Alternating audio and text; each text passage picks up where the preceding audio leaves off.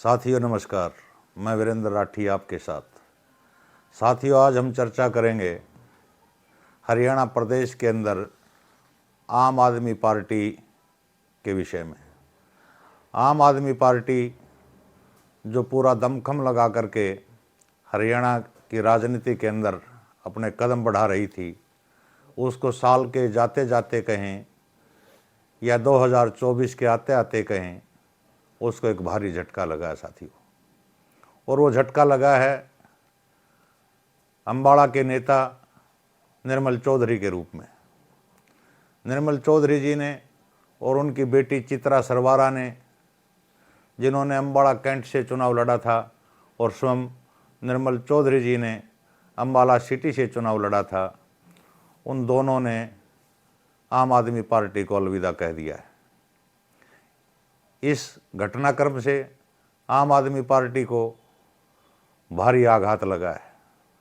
2024 की जो शुरुआत हुई है वो आम आदमी पार्टी को झटका देने से हुई है।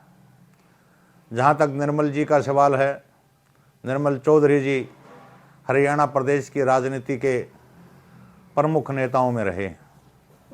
उन्होंने अभी तक जितनी राजनीति की थी वो कांग्रेस पार्टी की थी। कांग्रेस पार्टी के अंदर वो विभिन्न पदों पर रहे, ब्लॉक स्तर से लेकर के जिला अध्यक्ष तक, प्रदेश अध्यक्ष तक। उनकी नियुक्तियां कांग्रेस पार्टी में लगातार होती रही।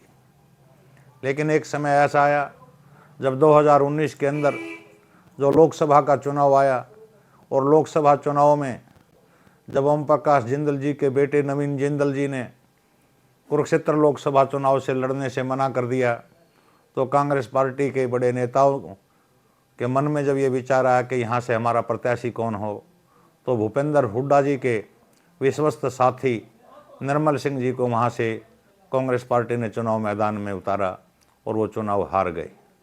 उससे पहले की जो उनकी राजनीति का सफ़र की अगर हम चर्चा करें, तो निर्मल चौधरी जी पहली बार 1982 में नांगल विधानसभा क्षेत्र साथियों होता था, वहाँ से विधायक चुने गए। उनके बाद वो 91 में विधायक बने। 1996 में बतौर निर्दलीय प्रत्याशी के रूप में वो चुनाव मैदान में आए, और निर्दलीय प्रत्याशी के तौर पर उन्होंने जीत दर्ज की। उसके बाद 2005 में वो कांग्रेस पार्टी से फिर से विधायक बने।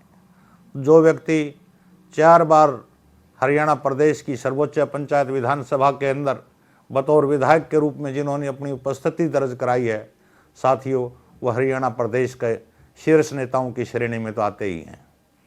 लेकिन कठिनाई 2019 के विधानसभा चुनाव में पैदा हुई, लोकसभा चुनाव के बाद जो विधानसभा चुनाव हरियाणा प्रदेश के अंदर हुए थे। जब अम्बाला ज़िले की विधानसभा सीटों का बंटवारा होने लगा, तो अम्बाला लोकसभा से साथियों बतौर लोकसभा की प्रत्याशी कुमारी शैलजा जी रही हैं, और सभी की 9 सीटों पर उन्होंने अपने चहेतों को टिकट बांटने का काम किया।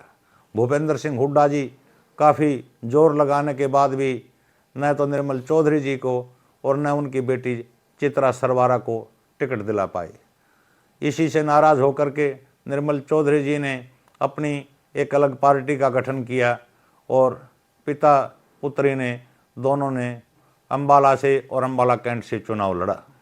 और उस चुनाव के अंदर परिणाम जो निकल कर के आया, दोनों जगह से कांग्रेस पार्टी बुरी तरह से चुनाव हार गई।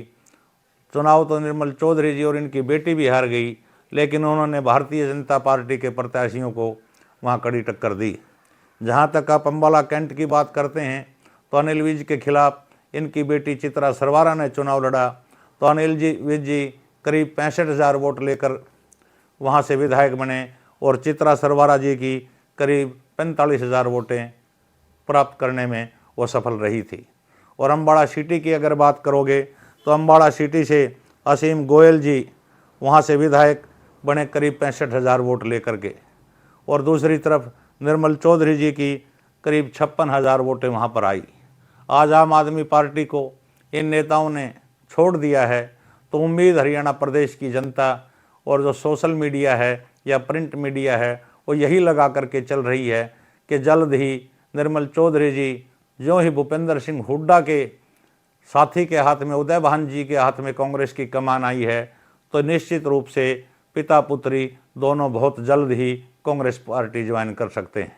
अगर ऐसा होता है तो कांग्रेस पार्टी को अम्बाला लोकसभा के अंदर बहुत बड़ी सफलता मिलने जा रही है, और 2 बड़े नेता उनकी पार्टी के अंदर शामिल अगर हो जाते हैं तो इसमें भूपेंद्र हुड्डा गुट जो है और उदय भान जी का जो गुट हरियाणा प्रदेश के अंदर माना जा रहा है, उसको काफ़ी मजबूती प्रदान होगी।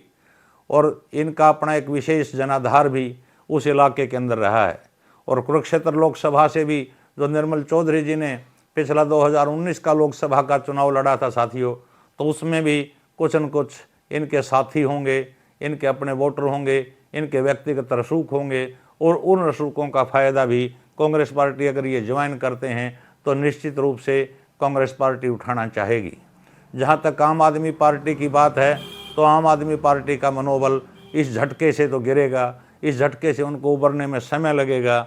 लेकिन चर्चाएं तो आम आदमी पार्टी के एक नेता की ओर भी चल रही है कि वो भी पार्टी छोड़ सकते हैं, लेकिन हम उनकी पुष्टि साथियों नहीं करते। और उम्मीद है कि 10 से 15 दिन के अंदर आम आदमी पार्टी को एक और बड़े नेता की तरफ से झटका लग सकता है।